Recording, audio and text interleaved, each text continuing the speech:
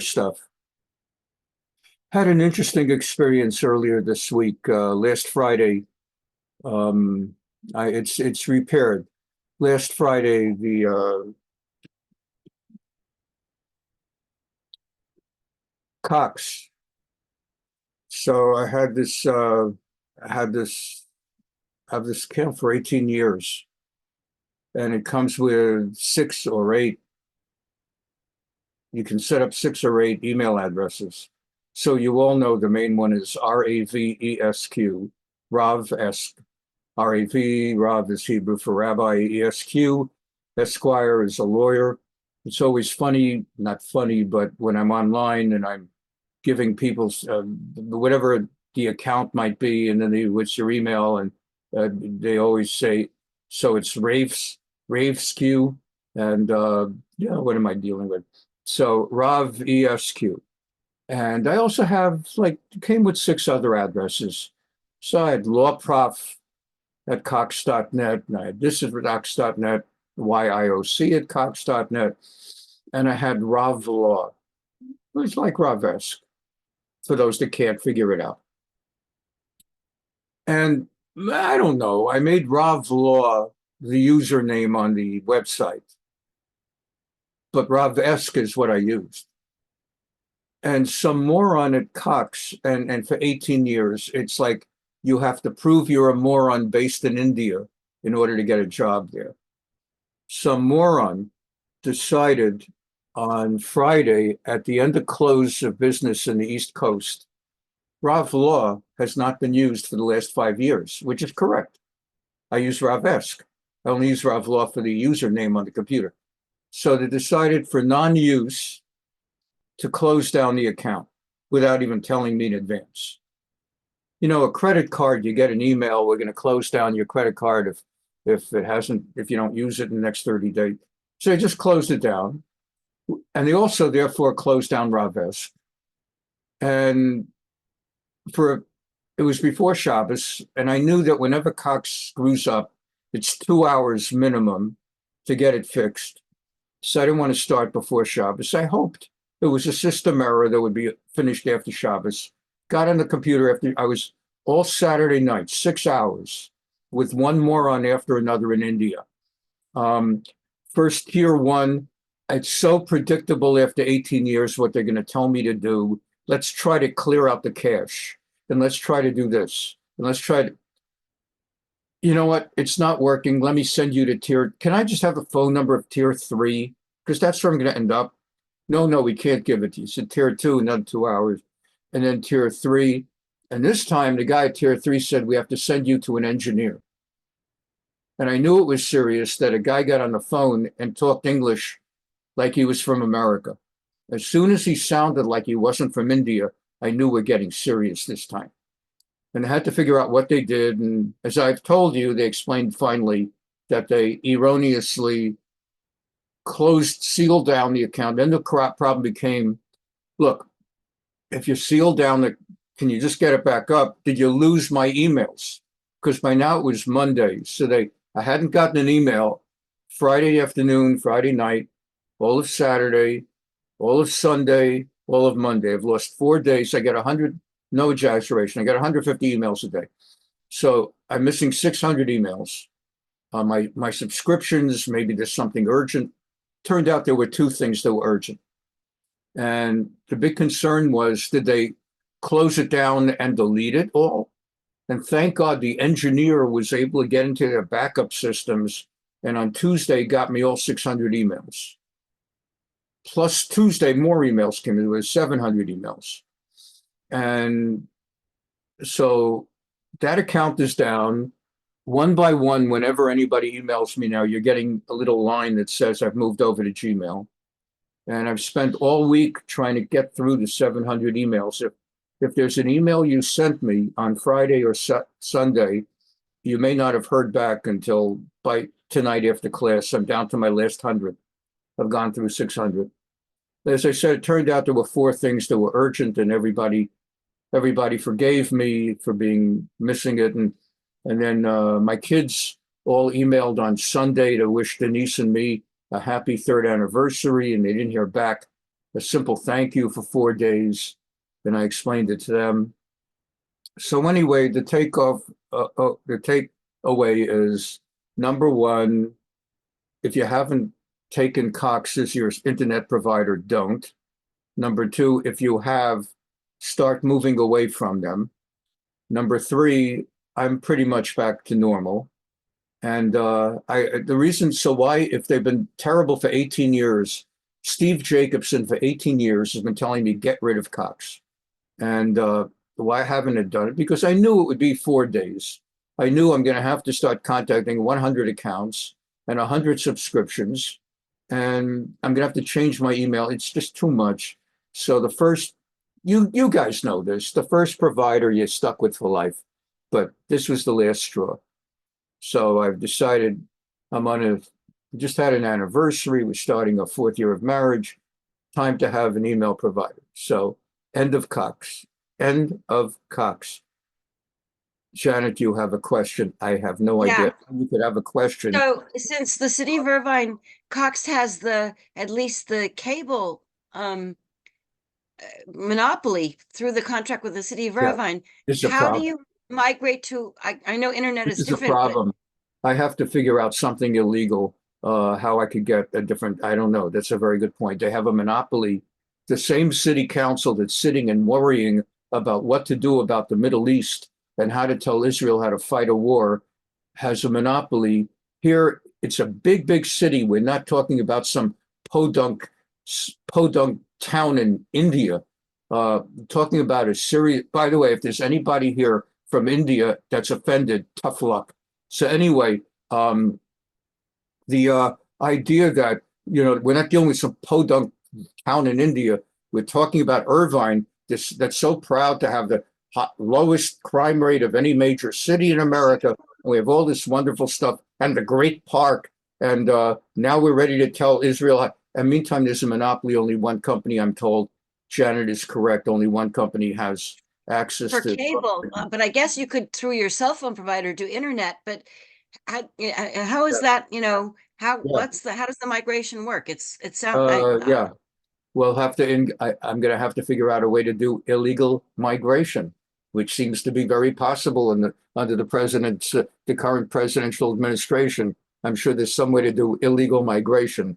I just have to figure out if Irvine is a sanctuary city for internet. So let me go forward now with Rambam. But it's a good. Thank you, Rabbi. I thought maybe you had some experience. No, I understand. And let's see what Rambam has to say about all of this. Okay. Thank you all for being here. And we begin. Again, thank you very much for being here. Let's just set that up. Put that over there. Take that bar off the screen. Okay. And begin we do. Okay. Let's get that off the screen. Rambam. I'm going to go back a little bit later to chapter 3 and 4 that are very important to understand context for chapter 5. But I've already taught you Torah from the book of Devarim, chapter 19 and 20, that are the basis for some of what Rambam has here in chapter 5. Chapter 3 is important to show you the extraordinary power of the king of Israel. In fact, I'm just going to touch on it briefly, but I really want to do chapter 5 for today. But let me just give you a flavor of chapter of the king of Israel, his extraordinary power. Okay.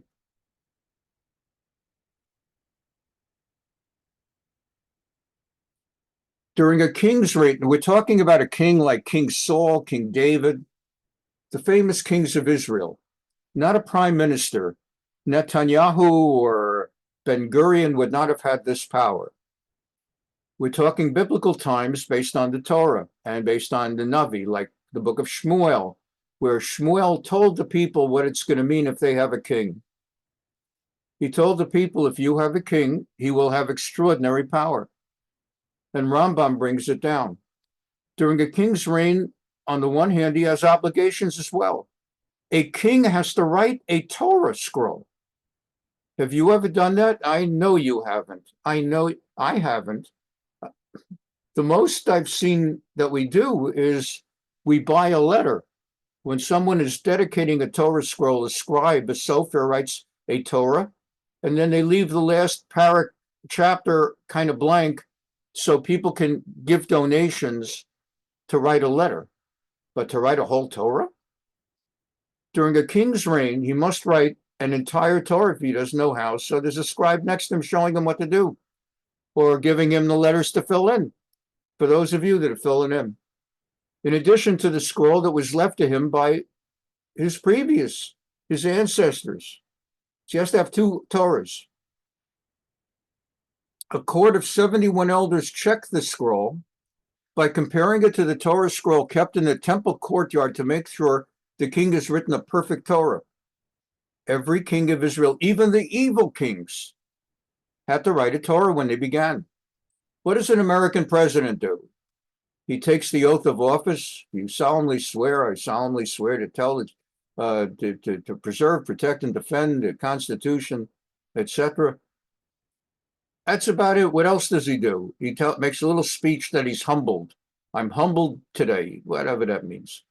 He's humbled. I haven't seen a president that's humble for a long time.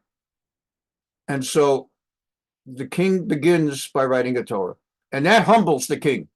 That's not humiliating humble, but that is humbling. That brings you down from your high horse, sitting and writing an entire Torah and pausing, and as you're writing it, all the commandments and all the things you're not allowed to do as a Jew that apply to a king as well.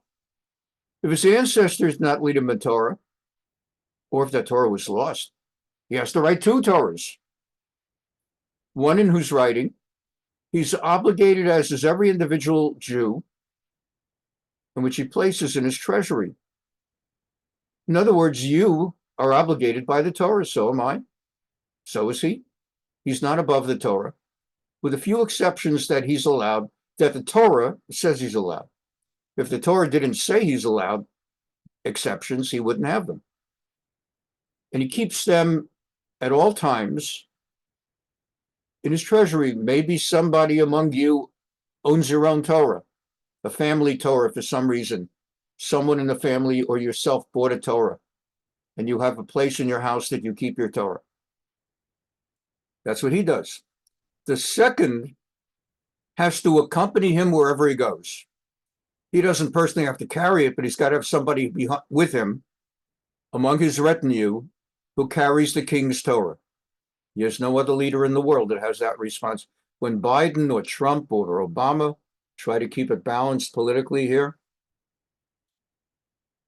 when Trump or Obama or Biden or whoever, Bush, they don't have a guy standing behind them carrying a Torah or even a Christian Bible. Or even it would be nice, at least they should have to carry behind them the Constitution and the Bill of Rights and the Declaration of Independence, like they have it at the National Archives when you come in, and they preserve them under glass with security. That's it. The Declaration of Independence, the Constitution, and the Bill of Rights. Every president should have to be accompanied by that. But he might not notice it because you could roll them up. But a big Sefer Torah should not move from his presence except when he enters a bathroom. Or they didn't have indoor plumbing in those days, like a shower. So you went to a bathhouse where people did not wear all their clothing. So such places that are not fit to read the words of the Torah, so they keep it right outside the room. And when he goes to war, this is why I'm teaching you this now. When he goes to war, this scroll should accompany him. Can you imagine that? So Israel now is at war in Gaza. Can you imagine if the chief of staff had to go into Gaza with a Torah scroll? When he returns, it accompanies him. When he sits in judgment, it should be with him. When he eats dinner or lunch, it should be with him. It's what the Torah says. Torah says, "V'hayata imo v'karavo kol yemei chayav." He must have that Torah with him. Imo, with him, literally with him, all the days of his life. L'man yilmad liyara et Hashem. Not only that he should be knowledgeable of what's in the Torah, but it should add fear. Believe me, whatever amount of fear of God I have, whatever amount of consciousness I have that God is there with me, standing, I have to act with the proper propriety, because God, wherever I am, God is there.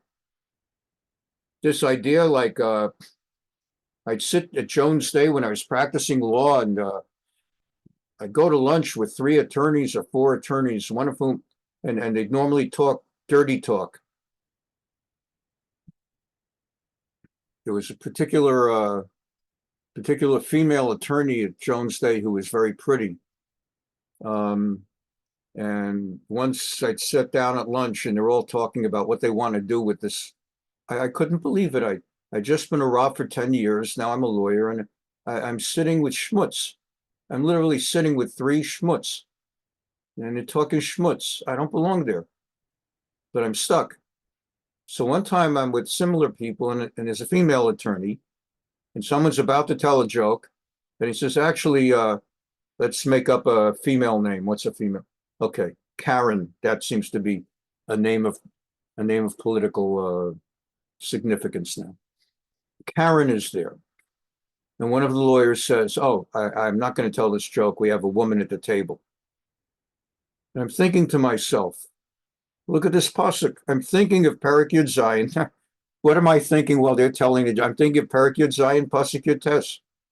That God is with you. You don't tell that joke, even if Karen is not there, because God is there. You should always be aware of it. So the Torah adds another layer of fear. How do you tell a joke like that? Well, someone's sitting there with a Torah scroll on the table. So that keeps the king honest. Lishmor kol divrei Torah zot. Okay. That his heart, look, he is the king. We learned with Shmuel Aleph that part of the sin of Shaul, King Saul, is that he allowed the people to implore him not to kill the best sheep and cows of the Amalekites when he went to war against Amalek. And Shmuel told him, you may be small in your own eyes, but you're the king of Israel. So the king is supposed to perceive himself in a certain way as Rom Levavo, as a haughtier, well, let's not say haughty, a higher station than everyone else. But he should not be haughty. His heart should not be, there you go, haughty. Levilti sur min mitzvah. Okay, fine. So this brings us back to Rambam. So we see on the one hand, the king is supposed to not be haughty. And he has certain limitations, although he has certain exceptions and waivers. So lo yarbelo nashim b'pi Shmuel amdu shu lokech ad shmoneh esrei nashim ben anashim ufi lakshim hakol shmoneh esrei. Rambam says he should not have too many wives. As you know, the Torah permits polygamy. Polygamy formally ended only when, for Ashkenazim, only when we were commanded 1,000 years ago by Rabbi Meir Hagolah, when we were decreed a rabbinic decree. There were a whole bunch of these laws that were added for Ashkenazim in one massive decree that we're no longer allowed to have polygamy. We're not allowed to read other people's mail. All kinds of interesting things that were forbidden and that have been applicable for 1,000 years to Ashkenazim, and by the way, recently expired. Technically, we're allowed to polygamize again, if there's such a verb.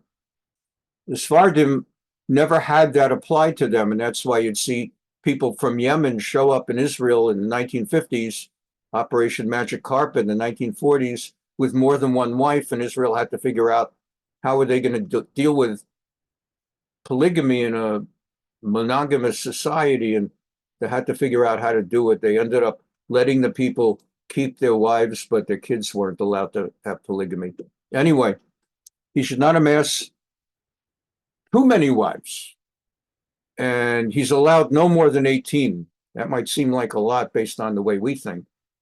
Most people, even in polygamous times, did not have more than one wife. They could not, seriously, they could not afford it. The wife did not go to work.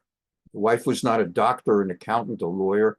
The wife was home with babies, and it's very beautiful, but a man had to have a significant income in order to pay for all those wives and all those babies. So most people had only one wife, at most maybe two. We see in the Torah, Abraham intended to have only one wife. And then Sarah told him to have a baby with Hagar, and Hagar did not last long in the household. Later, after Sarah died, Abraham took Pilag Shim, we learned at the end, Keturah, and he had some babies with the Pilag Shim. But and then Yitzchak had only Rivka, and Yaakov would have had only Rachel and Leah, and he didn't even intend to have two. He intended only to have Rachel, and of course, Leah came in because of the machinations of Lavan, and then when Rachel couldn't have a baby, she said, take Bilhah, and then Leah saw that she was no longer giving birth, and Rachel had given over Bilhah, so Leah gave over Zilpah, and as a result, Yaakov had a household of 4 women when he encountered Esav, and that both protected him with Esav and likewise caused the Jewish people to be not just the 2 tribes of Rachel, which is what might have been, but instead to be 12 tribes. So numerically, we ended up so much more. Much of that was destroyed with the exile of the 10 tribes by Ashur, Assyria, but even so, we were left with 3 of those tribes, Binyamin, Yehuda, and Levi. We continue. So a king is allowed to have up to 18 wives, with the exception, and that includes his concubines, Pilag Shim. So the king, you might have thought that he could have 18 wives plus Pilag Shim, concubines, total of 18. And if that sounds a lot, David's successor, the 3rd king of Israel, it only took the 3rd king after Saul and David, King Shlomo, to have someone exceed 18, because he was so incredibly wealthy, as we'll be learning on our Tuesday night Shmuel class. We're just about done with Shmuel Aleph, one more class to go. Then we'll be going to Shmuel Bet, 2 Samuel, and we'll be learning about David, and then we'll be going to 1 Kings, Malachim Aleph, and learning about Shlomo. So Solomon had more than 18 wives. 18 wasn't enough for him, and for that he was punished gravely. We'll learn about it when it comes. Led to the division of the people of Israel into 2 countries, the northern and southern kingdoms. So you're only allowed 18 if you're a king. And if he takes a 19th, he's punished with lashes and go ahead and be the one who has to whip the king of Israel. He may divorce one of his 18 in order to marry another one instead of the one he divorced. And so just a little bit more about the king, and then we get back to the laws of war. Likewise, it was a big thing in those days to have horses. It's a sign of wealth. Horses, think of cars in the United States. Me, I'm driving an 11-year-old Honda Accord. Baruch Hashem, I have a Honda Accord. It's the opposite of getting your internet with Cox. Leave it at that. For those who were here at the beginning of the session today. So a Honda Accord, I'm satisfied. But again, when I was at Jones Day, all the new kids straight out of law school, first thing they did when they got their first paycheck, right before they found out how much of it would be taken away for taxes, first thing they did was they bought themselves some German or Italian car, a BMW or a Mercedes or Ferrari or one of those. Right away, Porsche, however, but not a Volkswagen or an Audi. And it's like a big thing. Look, I'm driving a Porsche. Jay Leno famously has like a whole collection of like 20 cars. We used to pass his car Sunday morning when we would drive carpool, drive our kids to the Yeshiva, to the high school, Yeshiva University, Los Angeles, Eula High School in Pico. We were living in the San Fernando Valley, so you had to drive down Laurel Canyon You may have seen Laurel Canyon if you've ever seen What Adam 12. There are episodes that take place in Laurel Canyon. There's a movie called Laurel Canyon. So we drive down Laurel Canyon, and Jay Leno would be coming the opposite way at the same time. Every day, another car. I'm sure in the old days, every day Shlomo rode a different horse with a different wife. So he may not accumulate too many horses, only what he needs for his cavalry, which is still a lot. So not only for himself, but to go to war in his cavalry, his Merkav Tov. You're going to read this week, Parshat B'Shalach, about Paro and his Merkavot that ended up going under in the Red Sea, the Sea of Reeds, Yam Suf. It is even forbidden for him to have one additional horse to run before him, as is customarily done by other kings in the old days and even in the modern days. Like the kings of Saudi Arabia and Kuwait and all these Arab democracies. So a king has, as part of the magnificence, even in England, the ceremonial stuff with Elizabeth II, I remember they'd show certain things, and there's always a horse in front of the king coming. The king shouldn't be at the front. You have a horse in front.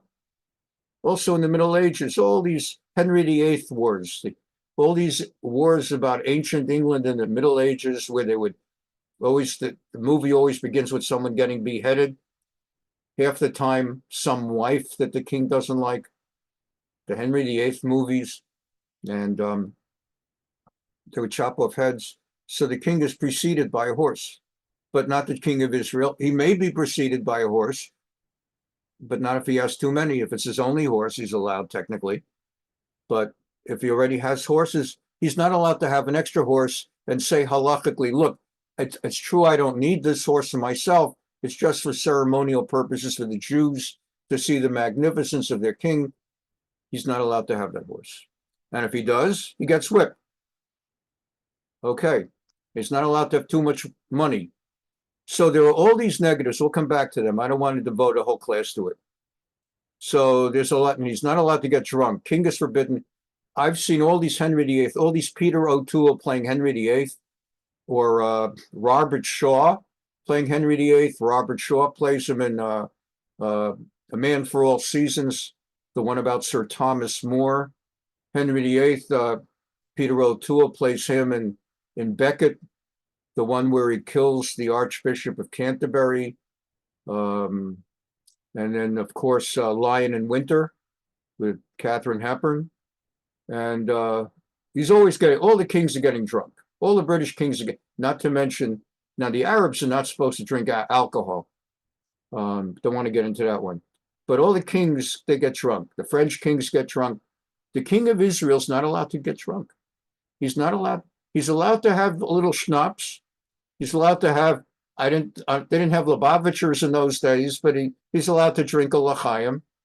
He's allowed to drink a simplest Torah, Purim, Shabbos. But the king is forbidden to drink wine to the point of intoxication. Now, again, we're going to come back to chapter 3. But I want to give you a sense. On the one hand, he has certain limitations. Not that any Jew should get drunk, ever.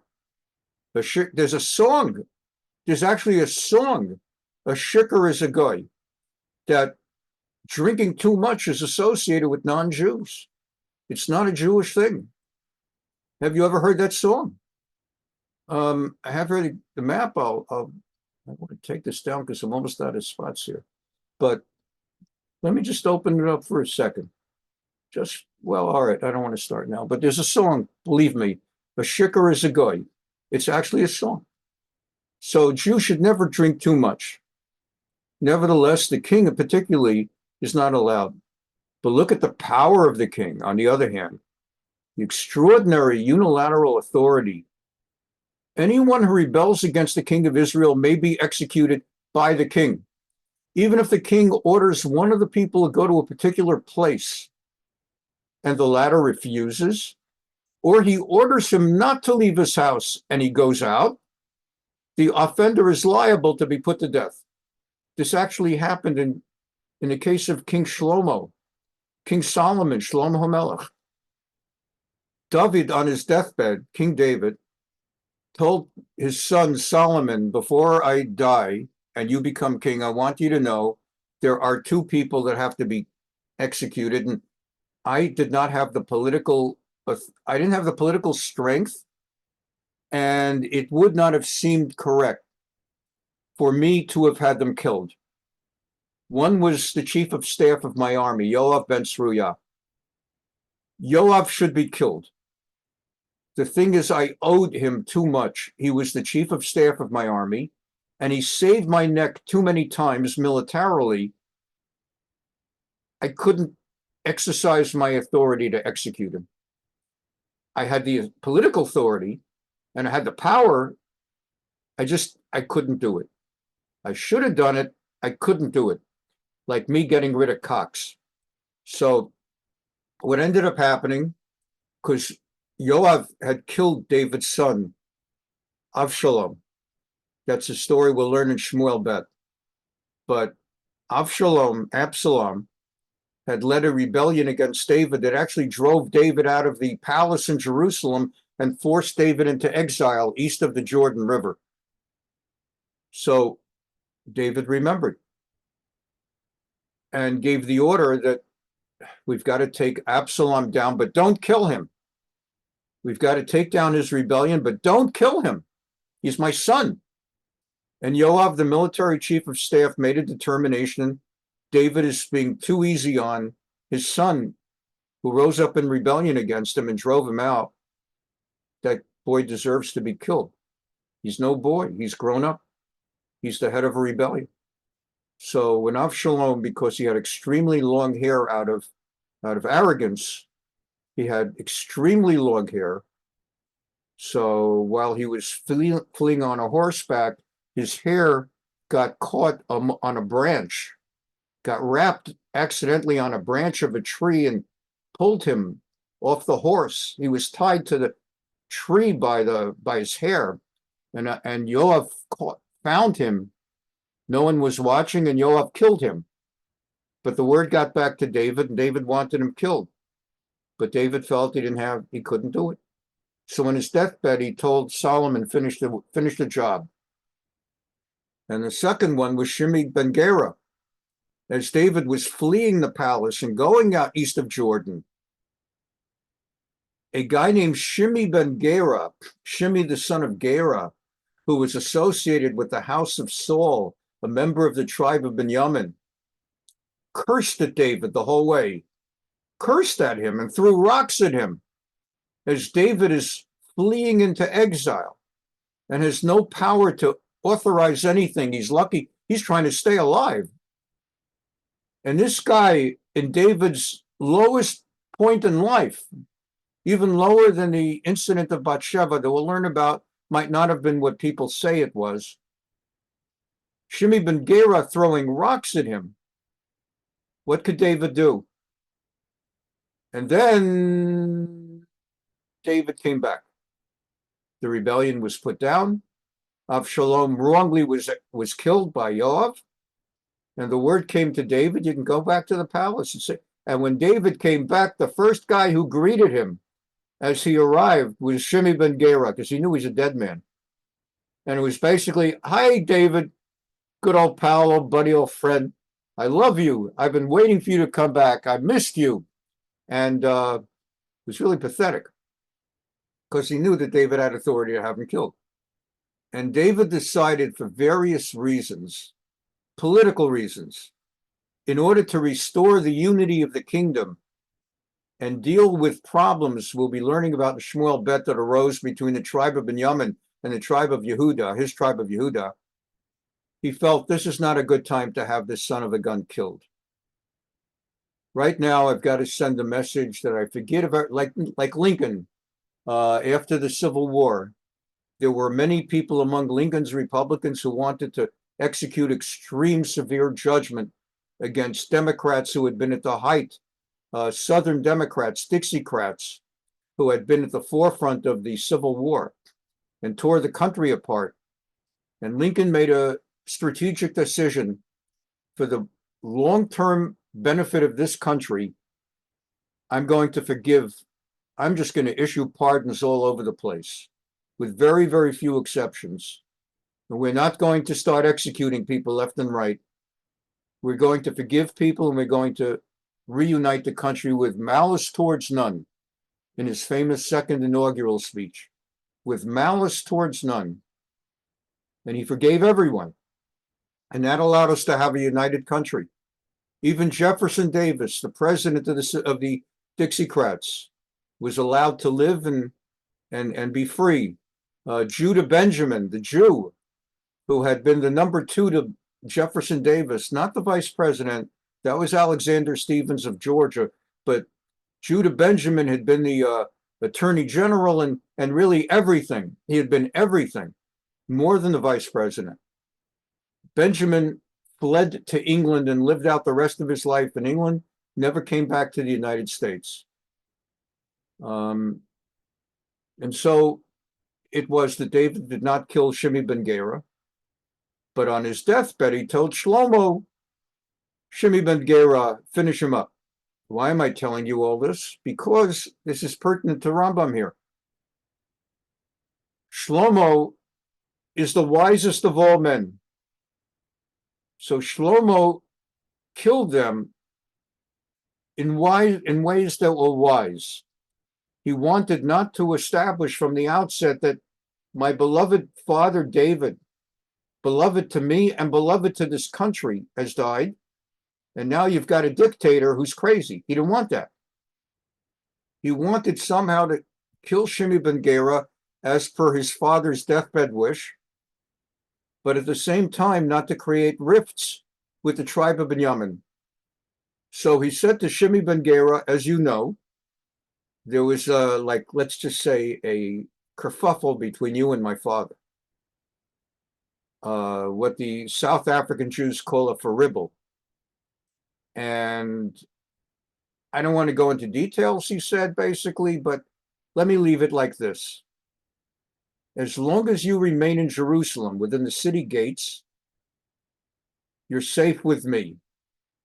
But if you ever leave the city of Jerusalem for any reason whatsoever, I will deem that an act of rebellion based on there wasn't any Rambam. Rambam is in the end of the 1000s, early 1100s. But what the Rambam is writing here, in Mishneh Torah, perek Gimel, in the book of Malachim, Sefer Malachim, perek Gimel, halakhic, in chapter 3, law number 8, he said to Shimei ben Gera, if you ever leave the boundaries of Jerusalem, I will deem it as an act of rebellion against my kingdom, and by virtue of my royal authority as king of Israel, I will instantly have you executed.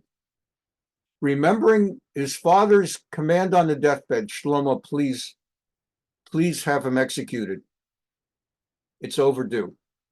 And not wanting to be the one to start a problem, Shlomo waited until Shimei got himself in trouble. And as the text tells us in Shmuel Bet, Malachim Aleph, 1 Kings, eventually Shimei owned, in those days, as you know, there was the Eved Ivri. There were the Hebrew slaves. He had a slave, a Hebrew slave, and the slave escaped. And the slave escaped and left Jerusalem as he fled from his master. And Shimei made the decision to run after the slave and recover him. And the word got out to King Solomon that Shimei had left the boundaries of Jerusalem. And by virtue of that, Shlomo had him executed. So Rambam is pointing out the extraordinary power of the king of Israel.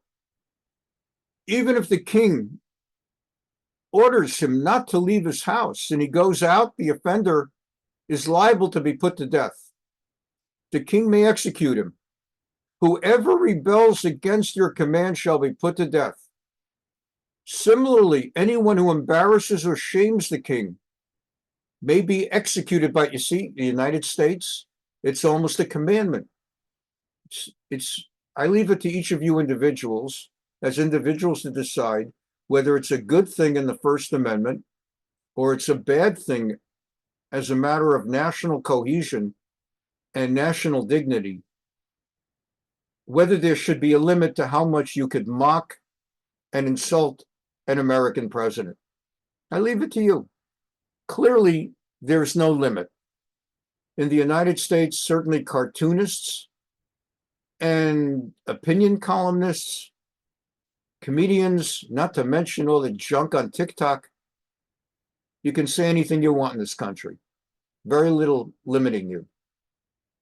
And the things that get said about Biden, things that get said about Trump, about Obama, about Bush, just to mention the last four and keep it balanced, Democrat, Republican, because we keep politics out of our Torah classes. No limit to how much they shame the president of the United States. And it is seen as a good thing. And by the way, that's done in Israel also. The things that they say about Netanyahu are practically unspeakable. And on the other hand, people who adored Yitzhak Rabin blame the right wing for the things they said about Rabin. They claim that the things they said about Rabin, which is nothing like what they say about Trump in America, but the claim is that the things that were said about Rabin, that's why he was assassinated. And then they say the same exact things about Netanyahu. And but among Torah times, you say a bad thing about the king of Israel, king finds out, he can have you killed, as with Shimei ben Gera. And the form of execution was decapitation. Interesting, huh? Because we associate decapitation with Arabs. And in fact, Jews did not go around decapitating people at war. It was unique to the king of Israel. He had authority to decapitate because it added more fear. People, when they contemplate dying, there is something that is more horrifying about decapitation. Person's being killed. Doesn't matter if it's the electric chair or the gas chamber or modern day, or they get shot or they're given toxins or they're executed by decapitation. Arguably, other than the fear that precedes the decapitation, arguably it's the quickest of all. Don't want to spend a lot of time on it. The idea of random Hamas people running amok, decapitating, that was something Muhammad started in the 600s. He made it that all of Muhammad's battles, they decapitated their enemies to inspire more fear and terror and convince other nomadic tribes in the Middle East to surrender and not fight them. That's how Muhammad spread Islam, not by teaching the laws and inspiring people with the beauty of that religion, but by convincing people that that bloodthirsty religion, you better sign up. Sort of like in Gaza, where you don't find a single decent person in all of Gaza willing to speak out. They're all Hamas. Either they believe in it or they're too terrified to oppose it. So the king uniquely had the authority to go decapitating. He may also imprison offenders, etc. Okay, we can go into it a lot more, but we're not going to. But that's the basis to understand Hilkhot Malachim, the laws of kings as they apply to going to war. As we said, we're going to be learning Rambam for the next many weeks about the laws of war. And then we're going to even go deeper into the laws of war, rabbinic opinions, post-Rambam. But starting with Rambam as a foundation, he having already gathered together the laws of the Chumash and the Torah Shebaal Peh, the Mishnah and Gemara, and Brightot. So understanding that the king has this power, we're going to learn now, Israel goes to war. If a king wants to go to war, it's not like even a modern day Israel where the prime minister, Netanyahu, would have to get a majority of the Knesset. You can't just go to war unless it's a defensive war. Even there, you need a Knesset vote. Or technically, under the laws of the United States, the president technically is not supposed to have the power to go to war. He's got to get a declaration of war by Congress. That's the famous speech that Franklin Roosevelt delivered after the bombing of Pearl Harbor, December 7, 1941, a day that shall live in infamy. That was part of his speech to Congress, asking Congress to declare war against Japan. He could not just unilaterally say, wow, Pearl Harbor, we're going to war right now. I declare war. He didn't have the authority. As I said, neither does the Prime Minister of Israel, but the King of Israel did. The King of Israel did not need anyone else to agree. He could just declare war, and that meant war. So we're going to learn there are two kinds of wars, Milchemet Mitzvah, Milchemet Reshut. There's a commanded war and a permitted war, optional war.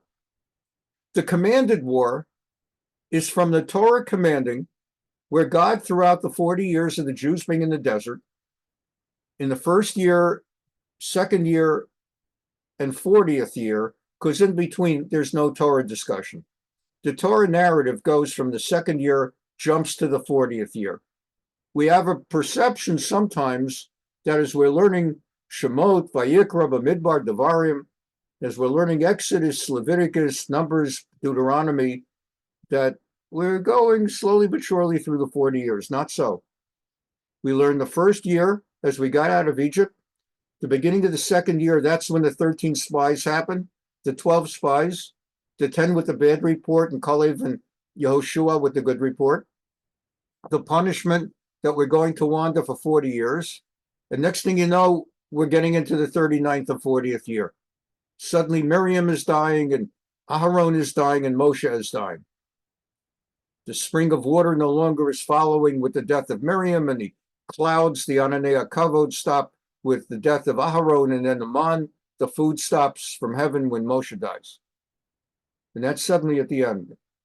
But throughout those 40 years, we have this constant understanding that when we get to the land of Israel, there's not going to be an issue of imperialism, occupation, indigenous. God says, I declared this land belongs to the Jewish people from the time I created the world. It's the first Rashi on Breshit, Perek Aleph, Pasuk Aleph.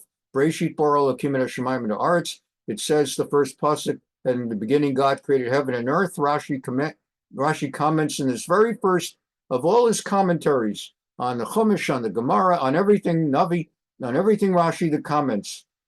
A lifetime of commentary.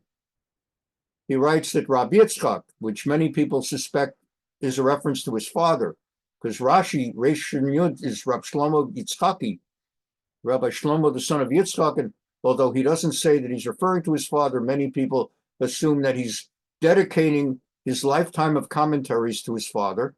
But he quotes Rabbi Yitzchak, who has the teaching, why does the Torah begin with, in the beginning God created heaven and earth? To teach us that God created earth, all of earth belongs to God.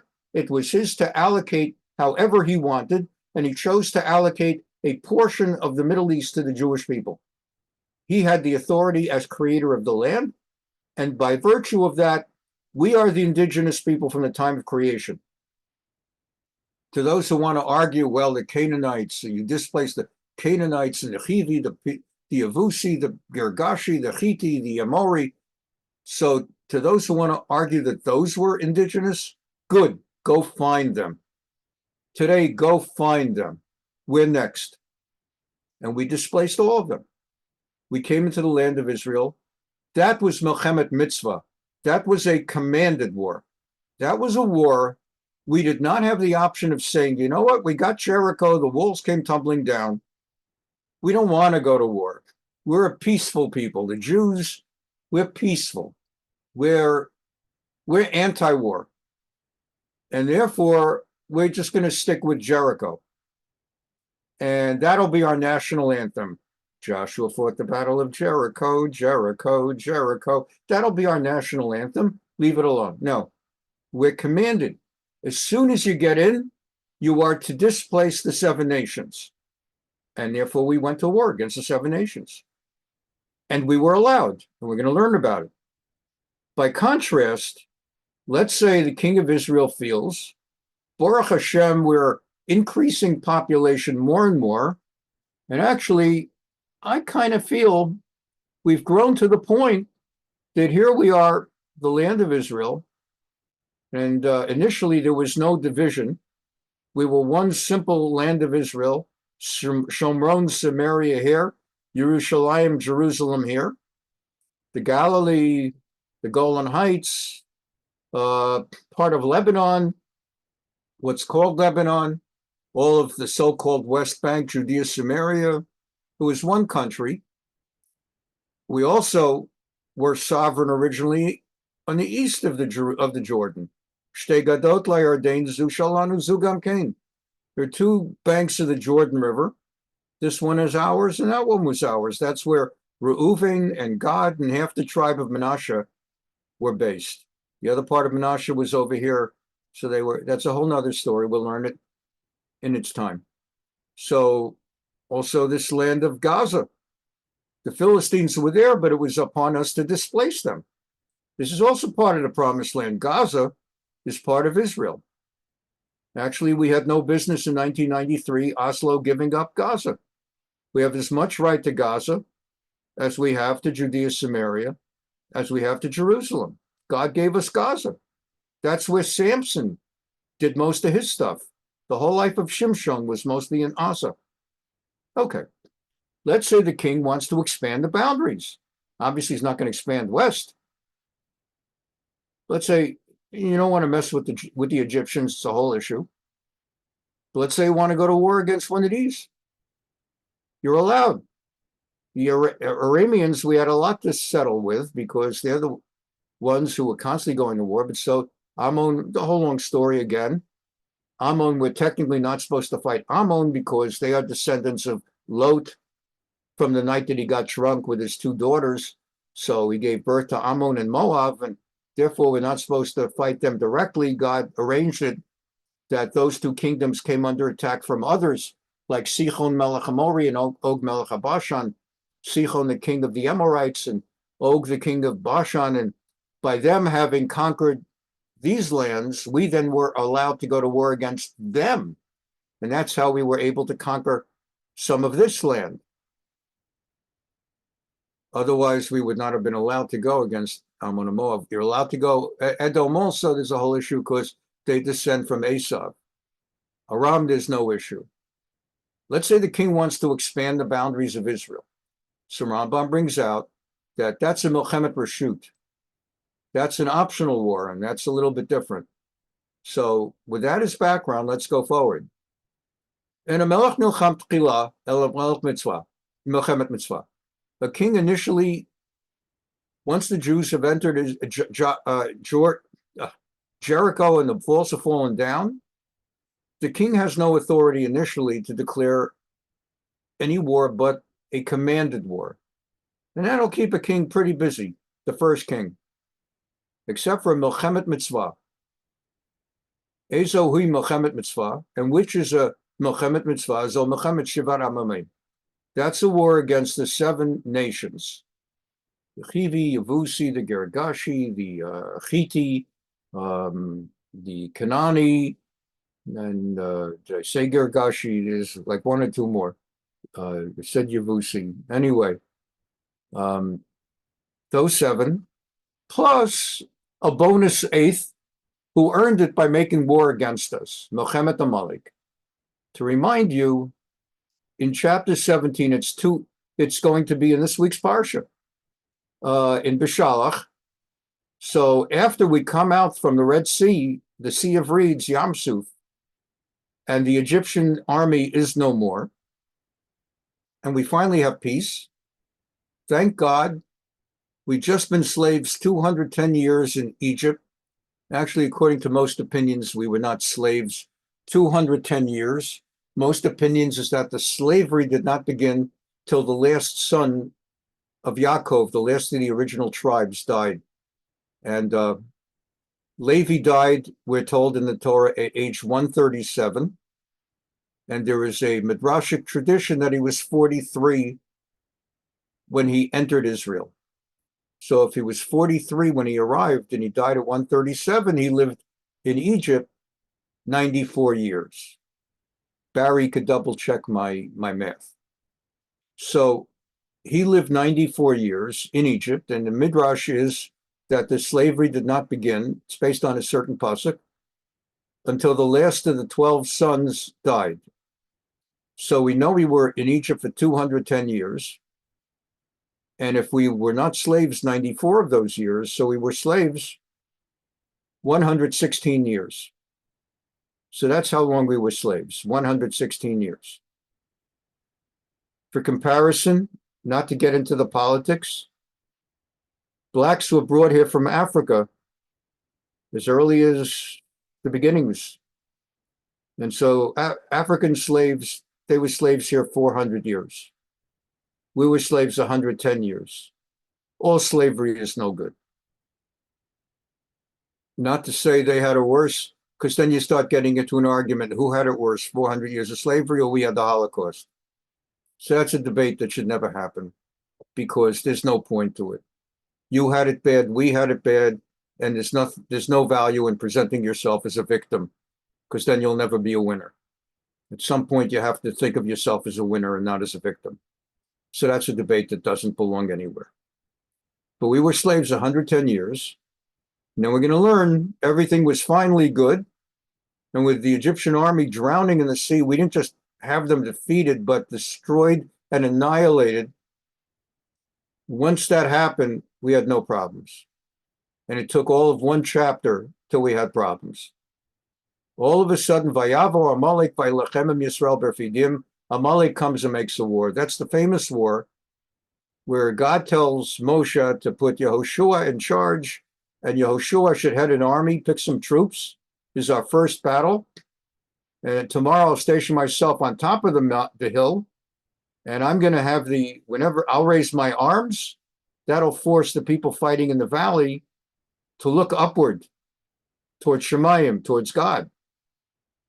And we're told, I don't want to take out the time on this all of it either, but you'll see it this week Shabbos when they read it, that we're told whenever Moshe's arms were raised, the people looked up and they succeeded in battle.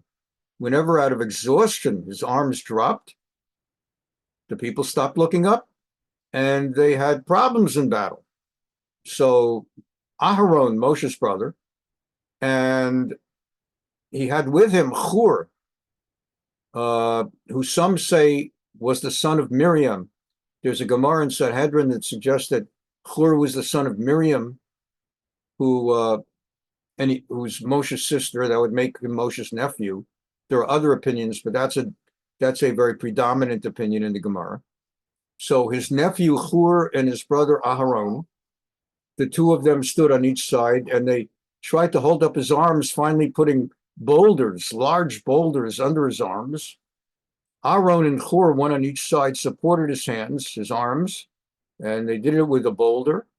And that way, Joshua overwhelmed the people of Amalek. And God made it that on top of the 7 nations that we have to fight, there's an 8th one that we have to absolutely exterminate. I will utterly blot out the memory of Amalek from under heaven. Machom et zechar Amalek mitachal hashemayim. And that was what, and God said, Milchama Hashem ba'Amalek, door. There will be a war of God against Amalek throughout every generation. And many say that today Hamas represents Amalek. Netanyahu made a speech after the war began, which he said, we will wipe out the Hamas as though they were Amalek. And he quoted from these Pesukim and from Sefer Devarim, Deuteronomy chapter 25, Parshat Kitetse, Zachor tasha salacha Amalek b'derech b'tzeitchem miMitzrayim. Remember what Amalek did in the road, on the way, as you left Egypt. I just read it to you from chapter 17, as this week's Parsha, as we got out of Egypt. Asher korcha b'derech ve'yizanei b'cha kol nechashalim. Without getting to all of it again because of time, they attacked you from the rear. Your women and children, they didn't even make a frontal attack, just like Hamas. Who did they go after? Did they attack only the Israeli army?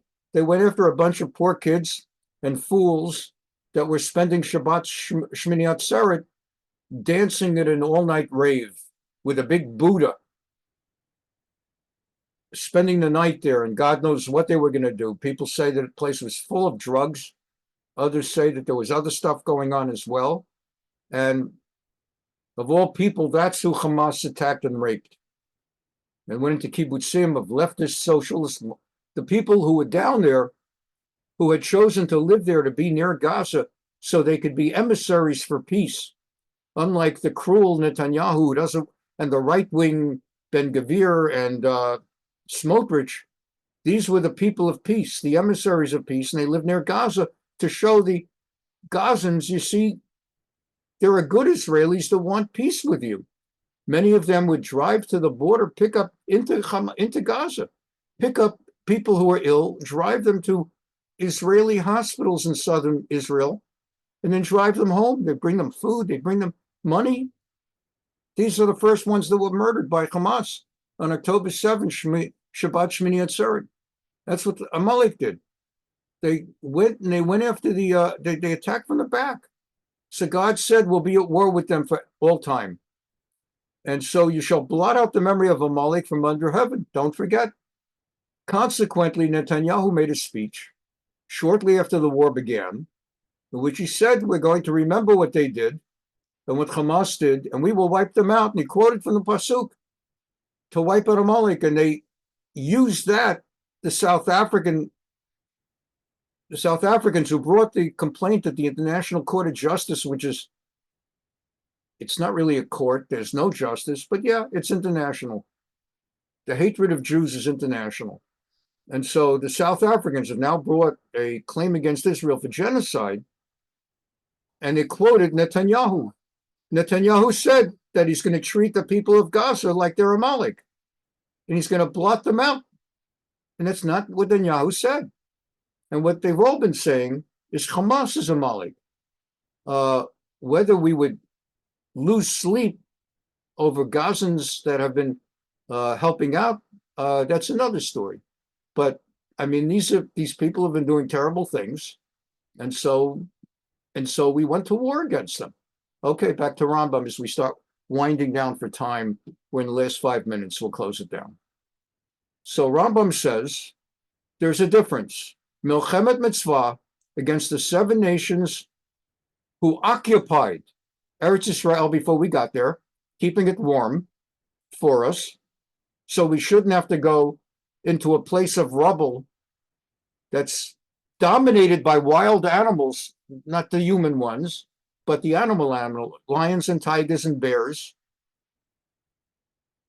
I mean, after all, if we have to enter a land where no one has been living whatsoever for thousands of years since creation, it would be dominated by lions and tigers and bears and other wild animals that are very dangerous, beasts of prey. There would be no grass. There would be no fruit and vegetables, no land flowing with milk and honey.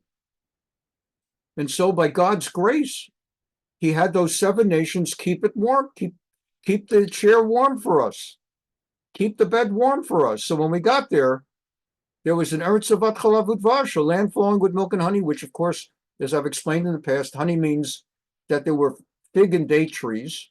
The dates were full of honey, like medjool dates, not regular dates that you often find in the grocery, but the medjools, Medjool, medjool grapes, for which even today, Israel has 75% of the world market. You can look it up on Google. I did. 75% of the world's market on medjool dates is Israel. So it's a land full of honey, and milk means there'll be so much grass and vegetation that you'll be able to have cows with unlimited grazing, providing milk. So it doesn't literally mean that milk is flowing or that you'll find cheese in the supermarkets, although that's a derivative, but it means that there'll be so much grass in Eretz Yisrael, such a green, beautiful land, that it will be flowing with milk. So that's what the 7 nations did for us, plus Amalek. And afterwards, he's not allowed to make war until he's first dealt with the 7 nations in Amalek. He may make a Milchemet Reshut, a war fought with other nations to expand the borders of Israel or magnify its greatness. So we're actually allowed to do adventurous wars. the kind of wars that rub all of us the wrong way nowadays. Nowadays, there's a general sense, I'm closing now. Nowadays, there's a general sense the country is not supposed to do an expansionist war. Many people feel as late as World War I that was imperialism, where in addition to the fact that they had to fight the Germans because the Germans had waged war against France and England, primarily France. World War I basically was German imperialism against France. They had centuries of wars, Germany and France. And France had retaken Alsace-Lorraine. And that was bothering the Germans. It was stuck in their craw that we've got to get Alsace-Lorraine back. And this was a whole thing. And finally, the Germans created an argument to give them a claim, a false, bogus claim that the French had forced us to go to war. So Germany invaded neutral Belgium. It was forbidden by anyone in Europe to go militarily in Belgium. Belgium then was like Switzerland now, internationally recognized as a neutral that you're not allowed to go into. Germany marched into Belgium, violated Belgium's neutrality to attack France from the north, even as they attacked from the middle and the south. That brought in England because they had an alliance. And then it became a big imperialist war. I have to get the green screen so my hand doesn't disappear. And it became a big imperialist war that ended up not simply with beating down Germany and their ally Turkey, but expanding everyone's borders. So England got Palestine and Jordan and Egypt and Saudi Arabia. France got Morocco and Yemen and Lebanon and Syria and Algiers. And they all took Turkey, and everybody took a piece of Turkey, even though it wasn't Thanksgiving. And so that's how they got Palestine. And nowadays, even we as Jews who are Zionists, it would rub us the wrong way if we were at peace, truly peacetime, if Netanyahu would announce we're attacking, I don't know, Lebanon to expand our borders, Syria, we want to have a bigger country. We're attacking Syria and Lebanon, and no matter what they would say for public relations, if we would know from what we hear and what we read that this is a megalomaniac prime minister who wants to expand, it would rub us the wrong way. That's Milchemet Reshut, and we're going to learn next week in Rambam, it's allowed only after Milchemet Mitzvah. But Milchemet Mitzvah does not rub us the wrong way. That land belongs to us, and that's why in 1967, there were Arabs were holding the land. Jordan was sovereign, claiming sovereignty recognized only by Britain and Pakistan. Britain and Pakistan were the only two countries in the world that recognized Jordan's right to be sovereign in Judea Samaria, the West Bank. The rest of the world had no opinion on the subject and said it should be subject to an international negotiation. In 1967, Israel warned King Hussein, if you join Egypt and Syria in their invasion, in this war, don't get into this war, but if you enter this war, we're taking Judea Samaria and we're taking East Jerusalem. Stay out. And Hussein attacked anyway. Some say because he was afraid he'd be assassinated by order of Gamal Abdel Nasser of Egypt if he didn't join. And he lost. And Israel took Judea, Samaria, and East Jerusalem, as well as other land, Golan Heights and Gaza and Sinai. And Israel has not given it up and never will. Judea, Samaria, there's not going to ever be a two-state solution, whatever. Israel will hold Judea, Samaria forever. That's Milchemet Mitzvah. It's the land of Israel. And in biblical times, the king could just say he didn't need an excuse. In biblical times, according to Rambam, he needed no excuse at all. He could just be the king. And Jordan is in Judea, Samaria. And Jordan is being peaceful. And they're just buying our medjool dates and our milk. And the king could say, you know what? Judea, Samaria, it's part of the promised land. belongs to us by God's command. I'm declaring war. And if he makes war and he takes the land, even though they did nothing wrong, doesn't matter, belongs to us. How much more so halakhic kama v'kama in 1967 when Jordan invaded. So that gives you background to understand the halakhic underpinnings as Rambam has brought together Chumash and Gemara, the halakhic underpinnings of how Jews make war in biblical times and the eternal right to certain lands no matter what, in all times. And that is the reason they were willing to give up Sinai. You might ask, he was willing to give up Sinai. Why aren't they willing to make peace and give up Judea Samaria? Part of it is politics, because you can't trust the Arabs living in Judea Samaria. Mahmoud Abbas, they're dictators and they're al-Fatah. They're all terrorists running that place. They're just as bad as Hamas, only Israel has military control there, so they can't pull off what Hamas did. But they're exactly the same as Hamas. They support Hamas. They now are sending stipends, monetary stipends, to the widows of anyone in Hamas whom Israel has killed. So they're just as bad. So there's political reasons, but it goes deeper. Sinai is maybe not part of the promised land under Yehoshua, although there's a debate whether it's included in the messianic promised land that'll go to the Great Sea, the Great River. But Sinai could be given up. There is a debate over Gaza. There's a halakhic debate, but there's no one halakhically doubts that Judea Samaria, that's the heartland of the Jewish claim. Judea Samaria includes Jerusalem, Hebron, where Avraham and Yitzchak, Sarah and Rivka, Leah and Yaakov are buried. It includes Bethlehem, Beit Lechem, where Rachel is buried. It includes Bethel, where God appeared to Yaakov. Nobody doubts the Jewish claim to Judea Samaria, halachically.